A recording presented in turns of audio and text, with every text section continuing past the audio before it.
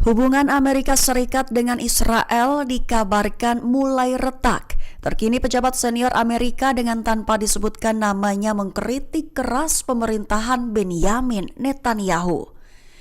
Mengutip Tribun News pada 10 Mei, peringatan itu diutarakan oleh pejabat tersebut dalam pertemuan antara pejabat Amerika dengan keluarga tawanan Israel pada Rabu 7 Mei 2025. Lebih tepatnya, seorang pejabat senior Amerika Serikat telah memperingatkan bahwa pemerintah Tel Aviv akan membayar harga yang sangat mahal, tepat jika tidak menyetujui gencatan senjata dan kesepakatan pertukaran tahanan di Gaza. Sumber utama The Jerusalem Post melaporkan bahwa dalam pertemuan itu mengkritik sikap Israel dalam negosiasi untuk memperbarui gencatan senjata dan kesepakatan pertukaran tahanan. Menyatakan bahwa Amerika Serikat akan mencapai kesepakatan regional dengan Arab Saudi bahkan tanpa keterlibatan Israel.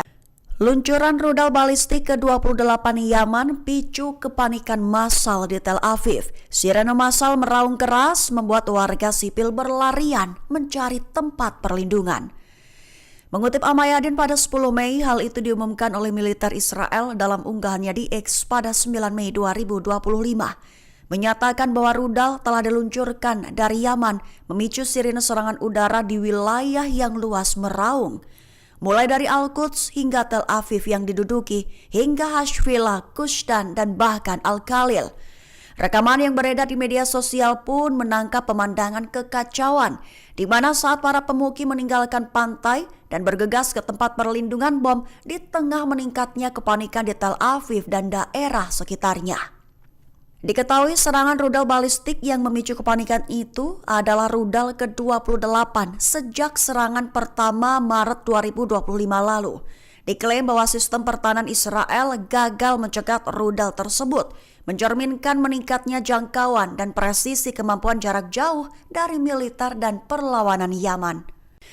Blokade laut dan udara Yaman dikabarkan mulai berlaku pada Jumat 9 Mei 2025, di mana terbaru rudal balistik hipersonik Yaman kembali hantam Bandara Ben Gurion di Tel Aviv. Mengutip Al-Mayadin pada 10 Mei, hal itu diumumkan oleh Angkatan Bersenjata Yaman dalam pernyataannya. Diumumkan bahwa pihaknya telah mulai memberlakukan blokade udara dan laut, menargetkan bandara dan membatasi pergerakan kapal Israel di Laut Merah dan Laut Arab.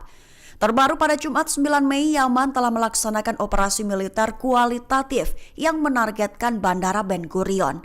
Juru bicara Brigadir Jenderal Yahya Sari mengumumkan bahwa serangan itu dilakukan menggunakan rudal balistik hipersonik yang dikembangkan di dalam negeri. Diklaimnya berhasil mengenai sasaran yang dituju. Angkatan Bersenjata menyatakan bahwa serangan itu menyebabkan penghentian sementara operasi bandara selama hampir 1 jam. Sekaligus memicu kepanikan yang luas di antara jutaan pemukim, memaksa mereka berlindung di tempat penampungan. Pernyataan itu lebih lanjut mencatat bahwa sistem pertahanan udara Israel gagal mencegat rudal tersebut. Bersamaan dengan itu, Angkatan Udara Yaman juga meluncurkan operasi drone tambahan yang menargetkan fasilitas vital di Yafa juga dengan drone tipe Yafa.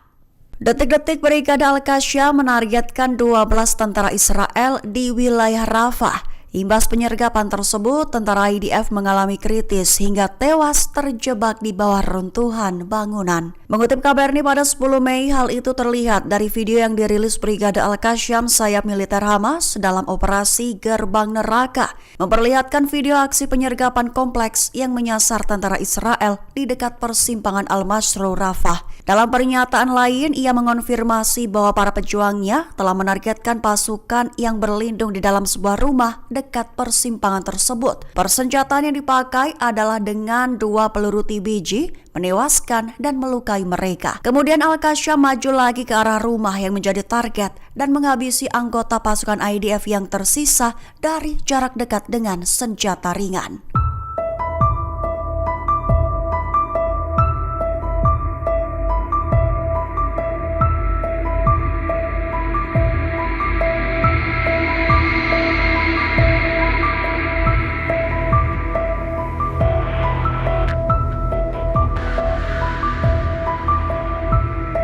Agresi darat pasukan Israel masih berlaku di Tulkarim tepi barat. Terbaru, komandan dari Batalion Jenin bernama Nor Abdel Karim Al-Bitawi tewas dibunuh pasukan IDF. Mengutip kabar Ni dan Times of Israel pada 10 Mei, hal itu diumumkan oleh militer Israel pada Jumat 9 Mei 2025.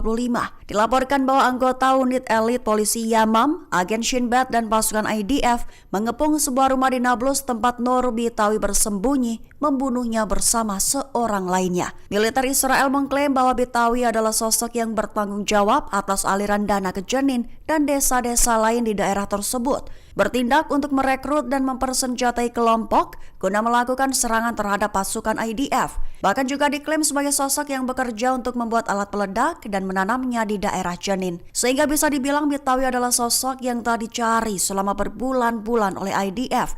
Kini diklaim telah ditemukan dan tewas dibunuh.